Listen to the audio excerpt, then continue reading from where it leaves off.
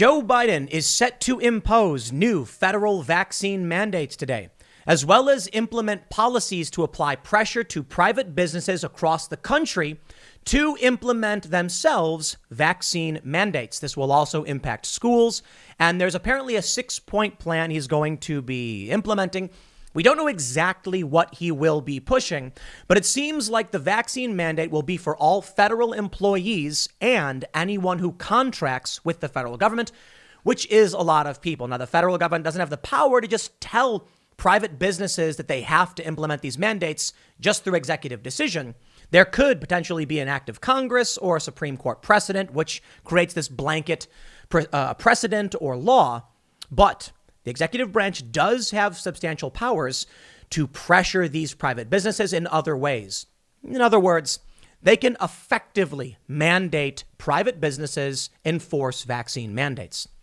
Now, I can't say this is surprising. We all saw it coming, even though Joe Biden last year said we're not going to have mandatory vaccination. Sure, at this point, I don't see why anyone would believe this would not continue to escalate. I've long said, in reference to the street violence and the authoritarianism and the escalating wokeness in this country, that it seems like we're on track for more escalation. And I'll entertain this idea like maybe this is it. Maybe this is the end. Maybe this is where they finally say, OK, we've gone too far. Let's stop here. This is good. But why would they ever do that? They've never done it before. And the issue now is that it's happening with, well, an increasing rapidity, isn't it? The more they implement these policies, the faster they implement these policies. Now, I oppose vaccine mandates because I do not believe the government has they don't know your private medical history. And the problem is, it seems religious and medical exemptions are meaningless in this capacity. Now, certainly there is some argument about, oh, you got to get certain vaccines, the MMR schedule if you want to go to schools. And I certainly understand that. These are very, very old vaccines, however. And to be fair, I think there's still an argument for requiring vaccines in certain circumstances. You want your kids to go to a public school? Well, then maybe your kids need to get specific vaccines that are seriously impacting the school. I'm not convinced that COVID right now is having that impact, but you know what? It's an argument about freedom in the bigger picture. We don't mandate vaccines for access to public accommodation. We don't mandate identification to go to a Starbucks. That is what they are implementing, and it's very, very different. This will lead to extreme medical discrimination. And this is a hard line I think many people need to push back on. In New York already, there's no medical or religious exemption. They don't care. If you're disabled and unable to get the vaccine, you're out. But more importantly, the vaccine mandate applies a very strict pressure on people when they have to make difficult decisions about how to take care of themselves. And what I mean by that is just because they don't have a strict medical exemption doesn't mean they aren't facing down a very serious medical decision, which the state should not be involved in. Surprise, surprise, I'm also pro-choice. How about that? Now, these people on the left who are advocating for this stuff, people like Howard Stern, don't seem to understand that they have a cognitive dissonance when it comes to issues of government intervention and medical practices, but it is a problem. I'll give you a quick example before we get into the very serious problem of elitism and how people with power will be exempt from this. Let me just say, the FDA Pfizer vaccine insert for Community, the FDA-approved vaccine, says they have insufficient data to assess the risks to pregnant women. Of course, doctors are telling people that it's safe for pregnant women, and that may be the case. But what if someone says, I want to see the sufficient data? Well, it doesn't exist, and that's from the FDA. That's still a difficult decision a person has to make on their own. And if you make the wrong choice, you would be excised from the economy. This is very dangerous. It's going to create medical segregation for people who are going to have lack of access to public accommodations because they have to make hard choices the government doesn't quite understand. So I'm not a fan. I believe in individual choice and informed consent. But here we go. The bigger problem I see is that police, first responders, medical professionals, the people who create the biggest problems and who have powerful unions will be exempt from this. But you won't be. We've already seen what happens with Gavin Newsom and these other Democrats. Oh, they say we got to have mask mandates and we got to have these policies, and they go out and violate them. The government should not be able to implement these things because we know they will violate them themselves, and we are seeing too much power be centralized. But let's read through this and see what's going on before I just rant too much about that, and we'll break this down. Before we get started, head over to timcast.com, become a member, and you'll get access to exclusive members-only content. For now, it is special segments from the Timcast IRL podcast, but we do have a new show, The Green Room. We have the Mystery Podcast, and we have a Dungeons & Dragons show in the works, all of which will have members-only content components. Launching our own subscription media service takes some time. So, for now, your membership funds our journalists, the reporters we have on the ground in New York, covering a ton of stories, as well as granting you access to the existing members-only content, a massive library. But don't forget to like this video, subscribe to this channel, share the show with your friends. My friends, if you're listening, sharing this is the most powerful thing you can do. If every single person who watched this shared it right now, we'd be bigger than CNN overnight. And I say that all the time, but the truth is people still don't share. But that's fine. If you don't like the show that much, if you don't like my work, then by all means, don't share it, I guess. But if you do, and you're a regular listener, I would ask that you do share it. It really helps. Let's read the news from the New York Times. President Biden is expected to impose new vaccination mandates in a speech on Thursday. So by the time many of you watch this, he may have already made these announcements, but I want to get into the core of what this means, not just talking about what Biden is set to do, but what the ramifications will be. I have a bunch of articles I want to show you. Take a look at this. First responders nationwide resist COVID vaccine mandates. We have this one. Dozens gather in Portland to protest vaccine mandate for healthcare workers. We have this story. New York City Teachers Union continues negotiation over vaccine mandate. And in Portland, police have been exempted from the vaccine mandate. Pay attention to how the power structures use this. But let's quickly go over what Joe Biden is planning on doing. The New York Times reports President Biden is expected on Thursday to impose new vaccination mandates as part of a broad plan to put pressure on private businesses, federal agencies, and schools to enact stricter vaccination and testing policies as the Delta variant continues its spread across the U.S. The spread of the highly infectious variant has pushed the country's daily average caseload over 150,000 for the first time since January, overwhelming hospitals in hard-hit areas and killing roughly 1,500 people per day. Mr. Biden, who was briefed by his team of coronavirus advisors on Wednesday afternoon, is set to deliver a speech at 5 p.m. Eastern that will address about 6 areas where his administration can encourage, or at this point push, more eligible Americans to receive vaccines, according to the White House. Officials offered few specifics, stressing that the plan was still coming together. But 2 officials familiar with the plan said that it would include new federal requirements for vaccination, and that its underlying message would be that the only way to return to some sense of normalcy was to get as many people vaccinated as possible. Quote, "We know that increasing vaccinations will stop the spread of the pandemic. We'll get the pandemic under control. We'll return people to normal life," Jen Psaki, the White House press secretary, told reporters on Wednesday. That's what our objective is. So we want to be specific about what we're trying to achieve. Now, I will point out, maybe a little premature because we haven't heard what he said, but they had been discussing vaccine mandates for interstate travel. I don't think that would happen. Maybe I'll have to eat those words if an hour after this video comes out, they announce they're doing just that. But I think that would be the apocalypse for this country. Where I live, we're in a tri-state, Virginia, Maryland, and West Virginia. We have to move between all 3 states every single day. You want to go to Walmart? Well, you got to jump over the state line. There's a bridge. You got to do it. If they were to implement something like this, it would mean that there's people who are going to be unable to go to work, unless, of course, they get the vaccine. But what about people who have medical, religious, or just general concerns? They want more long-term information. They want to talk to a doctor. They want to have informed consent. And there are people who can't do it for religious reasons, which is protected by the Constitution. And there are people who have medical issues preventing them from getting the vaccine. How will they be able to work? So I don't think that's the case in this regard.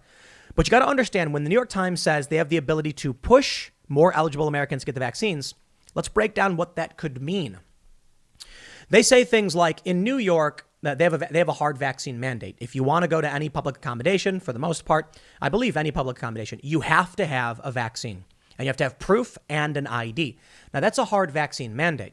But in some places, they've just said, okay, well, we're not going to mandate the vaccine, but if you want to go inside certain buildings, those require vaccines.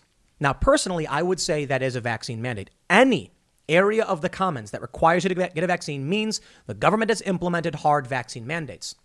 What I mean to say is what they're saying in the New York Times is that pushing someone to get a vaccine is to say, New York isn't forcing anybody to get vaccinated. They're simply saying if you want to go in a building, you have to be. You see, that's pushing people to get vaccinated. Because, of course, no one's showing up to your house and forcing you to get an injection. No, just if you want to participate, you can choose to participate. That's where they play semantic games, and we need to pay attention. Because the New York Times may be saying that. They're not being specific enough. They go on to say, the FDA's decision last month to grant full approval to the Pfizer-BioNTech coronavirus vaccine has already prompted the Pentagon to require members of the military to be vaccinated. Mr. Biden said at the time that the approval should sweep away any lingering doubts about the vaccination and spur more mandates. Wrong. Sorry, that's just wrong. The FDA has absolutely approved the Pfizer-BioNTech COVID vaccine, specifically under the brand name Comirnaty, which I don't believe has been released yet. However, the FDA says that the Pfizer-BioNTech COVID-19 vaccine, mRNA, and Comirnaty are identical. They're the same formula and can be used interchangeably. It's a weird legal distinction when they say Comirnaty is approved and the Pfizer-BioNTech is EUA, but they're the same thing anyway. And I think this has more to do with how the FDA approves brand drugs. Whatever. I honestly have no idea what it means beyond that, but it is interesting to say to say that this should sweep away any lingering doubts. FDA approval does not cover pregnancy risk nor long-term effects. And you're not going to hear that in the mainstream press. They're going to say, oh, it's FDA approved. Everyone should be good with it now. And it's like, well, people have been saying for a long time, there's no studies on long-term effects because there couldn't be. It's too new. What are you supposed to tell people then? I mean, when it comes to a lot of the other vaccines, especially, look, I always tell people this. I got like 5 vaccines in one day when I was working for Vice. But these vaccines had been around for decades. And people knew the long-term risks. Personally, I don't think we're going to see very serious long-term health effects. And personally, I think that the reason we're seeing so many adverse reactions is because we're dealing with, vaccinating 150 million people. Of course, then you're going to have a large amount of adverse reactions because vaccines have adverse reactions. But I think we got to pay attention to like per capita. I don't know. I'm not a doctor, so I always just tell people to go to their doctor. But I'll say this. I think the vaccines are safe and effective. I do. Effective is a challenging thing to say simply because we've seen efficacy be dropping recently, and Israel's doing very, very poorly. That is not to say that I think the vaccines are end-all cures. I don't think so. I think we're going to see variants. I think we're gonna struggle with this, and that's why I'm against the mandates, and that's why I think we have to figure out how to just get back to normal. I want to say something before I get into, all of the very serious ramifications and the hypocrisy from Biden. I think COVID's terrifying. I really, really do. I can't live my life terrified, though. We had Pete Quinones on the show, and in the members-only segment of Tim Cast IRL, he was talking about getting COVID and how it's actually scary. Like he said, he felt like pain behind his eyes. And then all of a sudden, he couldn't get through a conversation without getting winded. He could feel it in his lungs. And I'm like, I've seen the stories, the people ending up on ventilators. I know people. We've had people on the show who have ended up in the hospital. I think it is foolish to assume that this is a whole lot of nothing. I think this is serious. And I think we need to pay attention to long-term health effects, which have been in the media. I'll tell you 2 big problems. One, regardless of that, we cannot live in fear, and we need to figure out a surgical approach to this to allow our lives to carry on without implementing mass government restrictions on people that violate their religious practices or medical decisions. And the other thing is, I think this is going to be something that we're going to have to learn to live with. I think the idea that we're going to get to zero is just, it's not possible. That's my opinion. Now, ultimately, whatever you end up choosing to do, it's between you and your doctor. So I don't know what else to tell you other than that. But I can show you this. Biden said December 4th, 2020, he won't mandate getting COVID-19 vaccine or wearing masks.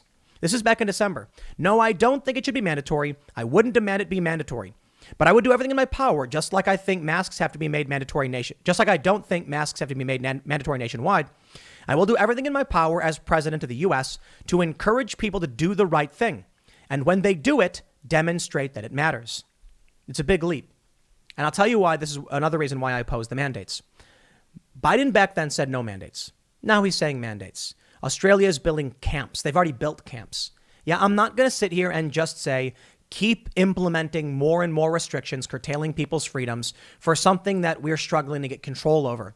The vaccines seem to have a reduced efficacy over a long period of time, to the point where Fauci and Biden are discussing a booster every 5 months.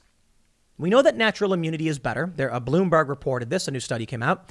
And we know that people who have gotten sick and get vaccinated apparently have great immunity. That's also been studied. However, natural immunity being good and younger, I think we're not approaching this from a rational standpoint. I think we've become an irrational, silly people. I think you have this insane fear about children getting sick when children are not getting sick from this for the most part. There's been, I think, 350 deaths among people under 18, which is bad. We don't want it to happen. But why then do we want to just blanket restrict everything? I'm not sure we're going to find our way out of this one. Why? Because this is a country, we live in a country of cowards. I'm sorry. It's true. I'm not calling you a coward. But we do live in a country of cowards. School officials are scared to push back. Politicians are scared to take responsibility for deaths. So when a pandemic hits, we have all of the people saying, I'm going to pass the buck, not take responsibility for this. It is easier to lock down, then you can't blame me. Instead of a real leader saying to the American people, you know what? It's going to be bad. But I do not believe the solution to this problem is to do what Australia did and build camps and bar people from going outside. I think that leads to more destruction and ultimately more pain, depression, and death. We have to understand vaccines are available. Booster shots are available. There's a monoclonal antibodies. There's research being done on other treatments. Perhaps young people, as we've been saying for over a year, can get back to work in the economy. We protect the vulnerable, and we work towards therapeutics and vaccines and improving this as we go. Right now, mandating this, I think will just make things worse. And I understand. You're saying, oh, but, if you're saying the vaccines are going to make this better and they work, then why not mandate them? Because we cannot be a country of just giving the government more and more authority and bypassing individual circumstances. Otherwise, you just create despotism. I don't think my friends who are medically unable to get the vaccine should be made second-class citizens. And you know what? Here's the other big picture here. A lot of people are upset over this, and they're refusing to get the vaccines, and they're being granted that leeway. The AP reports first responders nationwide resist COVID vaccine mandates. Cops, EMS, firefighters, what do you think's going to happen? Do you think the government's just going to be like, okay, we'll fire all our cops? Nah. We did see the defund the police attempts, but I don't think that's going to happen. I do think that the private sector is going to be rocked by this, and the economy is going to be seriously damaged. Joe Biden's going to come out and try and pressure private businesses. They could end up losing everything, more than they've already lost. Take a look at these stories. I did highlight them. You've got protests over health mandates for healthcare workers. New York City's teachers union to continue negotiations over COVID vaccine mandate. And here's the latest update. In rare cases, New York City will allow for exemptions to coronavirus vaccine for teachers, mayor says. That's right. The unions win that victory. Will you have that same leeway? Of course not. The teachers union is powerful. They impose ideologies on children. The state seems to like it. And parents revolt when their kids can't get into schools, so they win. But what about you? Donut shop worker, accountant? Of course, you don't have that same level of power. You can't negotiate with the city. When the city says that your accounting firm must have a vaccine mandate, there's no union to argue against the city. Teachers, police officers, government employees, their unions negotiate directly with the government. So they'll gain that power. Here's your example. In a story from KGW8 NBC, Portland drops vaccine mandate for the police after state says officers are probably not eligible. Oh, there's an excuse. The city announced on August 30th it would require all city employees to be vaccinated or risk losing their jobs. The city initially interpreted Governor Brown's orders requiring all healthcare workers in Oregon to be vaccinated to legally include police officers who receive some medical training. But new guidance from the Oregon Health Authority, first reported by OPB, said police officers are probably not covered under this rule because, for most of them, providing medical care is not a fundamental part of the job. Because of that updated guidance, the city will not apply the mandate to Portland police. Not everyone is reading the guidance in the same way.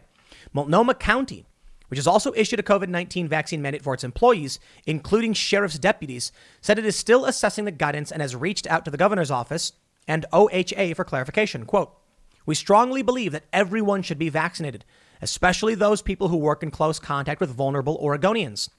We believe vaccines are the key to ending COVID," a county spokesperson said in a statement. I got to be honest, I don't think so. I don't think COVID will end even with vaccines because of the reduced efficacy we've seen over time. The boosters may help to a certain degree. And interestingly, you know, we had Pete, I mentioned him on the show, and he's talking about the state being wrong, and he's very critical of the state. He got COVID. He mentioned that he knows people who have been vaccinated didn't get sick, and he knows people who did. I just don't think there's a grand conspiracy the way a lot of people think.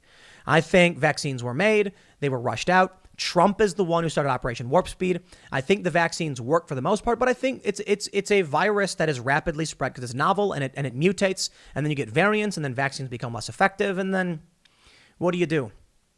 It is a scary virus with long-term health effects. Sorry, I don't think going full V for Vendetta solves the problem. I just really, really don't. I think that's a big mistake. Ultimately, take a look at this. They're going to mandate for you.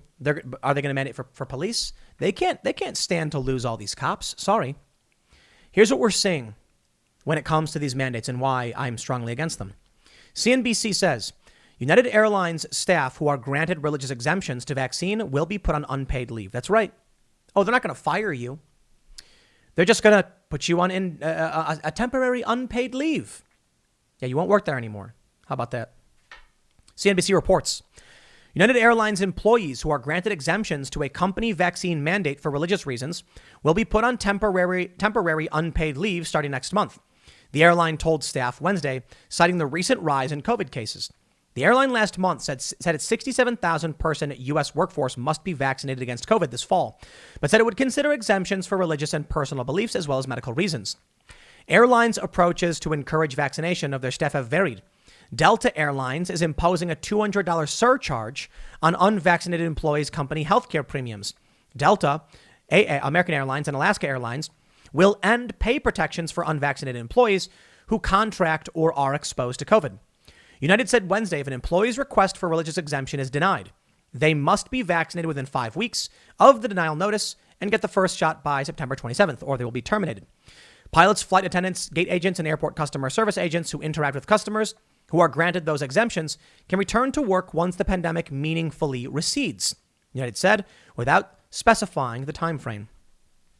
Does anybody really think it's going to recede? Australia is planning to build more camps. Those camps will not be up and ready until mid-2022. They aren't building camps for people who are going to be infected right now. Those are already built, which means they expect that after mid-2022, they will need quarantine camps to house up to 1,000 people. Well, that sounds like the pandemic in full swing. It sounds like with the constant variants, like the Mu variant, this is never going to end. We got Lambda, we got Epsilon, we got Mu. It's just going to keep happening. That's why I'm saying I don't know what the solution is, but is hiding from this the solution? Perhaps there's a darker reality here. One that I think people should consider. A lot of people think that it's, politicians exploiting a crisis for power. I think that assumes the least amount. But now with these new documents about the lab leak, about the NIH funding gain of function research, is there a possibility that the government knows this is more serious than they're letting on? The mutation is part of is part of what they were researching. That this is a highly infectious, deadly, mutagenic disease. That if it gets into the greater population, that things would get really, really bad. Where's that conspiracy theory, right? That this was gain of function research out of control and we have to undergo this major lockdown. I think it's irrelevant. I think conspiracy theories are irrelevant. And I think lab leak is irrelevant. I really do. Now, certainly it's relevant to the extent that we are researching the virus, trying to understand, find a vaccine, find treatments, find a cure, which we don't have. And we want to get back to business. So understanding the origin is very, very important. But I think there should be a hard line anyway that we don't allow this kind of stuff. Take a look at the ACLU. Why the ACLU flip-flopped on vaccine mandates. The historically libertarian organization now says that strict public health measures must protect freedom rather than limit it. Spare me, hypocrites.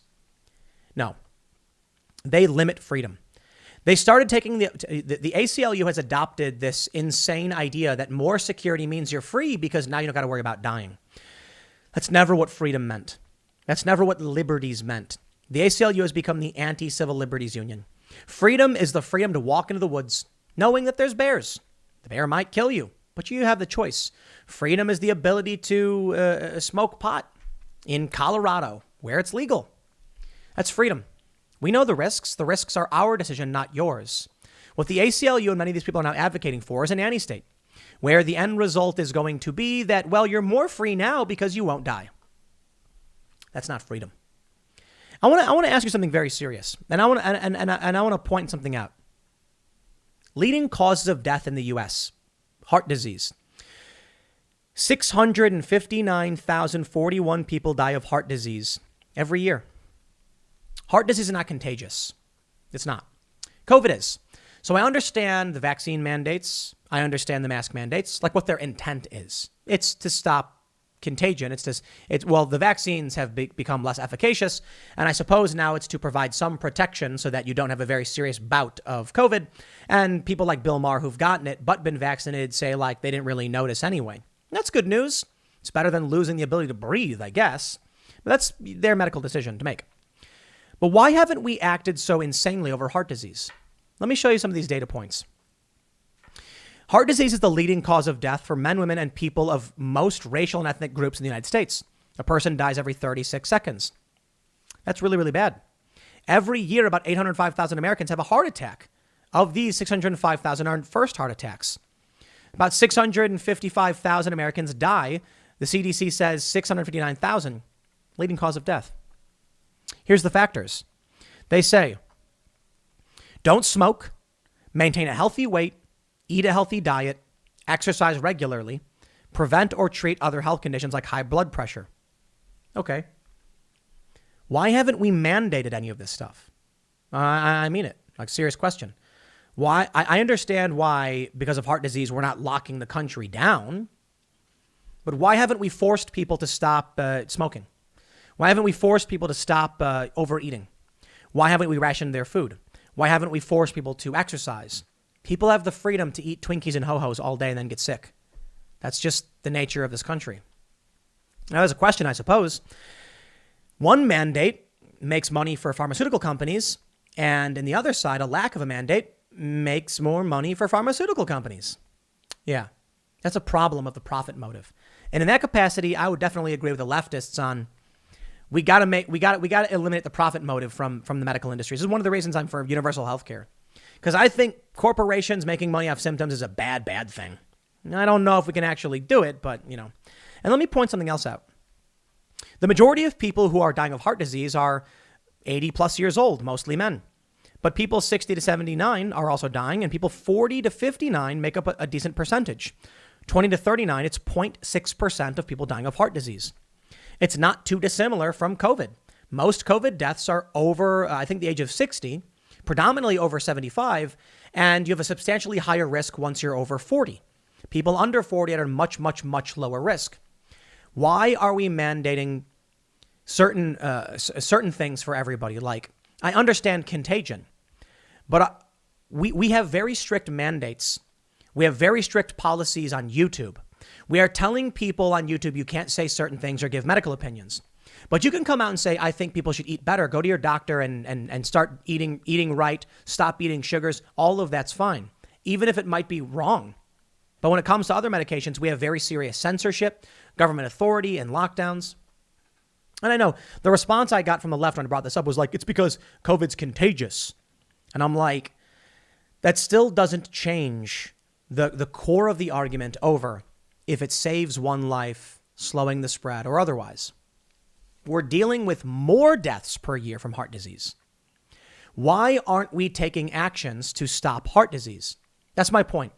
If we're mandating things to stop COVID, why aren't we taking actions to mandate things that would stop heart disease? It's a serious question. People say contagion. I say, why don't we mandate old people stop eating Twinkies and smoking? Why don't we mandate that you can't, after a certain year, we have a maximum age limit on eating unhealthy food? Because we don't care if they die of heart disease. I think it's hypocritical. That's my opinion. I'm not saying we should have contagion mandates for heart disease. No, that I get. I'm saying a mandate's a mandate to save lives, right? Where's the limit? I'll tell you. It's fear. It is a country of cowards. I don't think it's a grand conspiracy. I think you have profit motive. I think you have feckless leadership who says, I don't want to be responsible for increased deaths. And I think you have people saying, I'm terrified of you and don't want to get sick. You have a media exploiting fear to make money, like we learned from the Project Veritas videos, where they were talking about how the COVID deaths were gangbusters for the ratings, which is terrifying and insane. And all of that breeds the perfect environment for people to just hide in their basements, terrified. That's the direction we've been going for a long time. People get scared and they demand some kind of overarching government authority. It's time to stop being scared. It's time to recognize there are risks to life. And if you really want to flourish, we cannot allow centralized authority in this capacity. For now, I feel like that's the direction we're going to keep going, especially with Biden increasing the mandates. I'll leave it there. Next segment's coming up tonight at 8 p.m. over at youtube.com/Timcast IRL. Thanks for hanging out, and I will see you all then.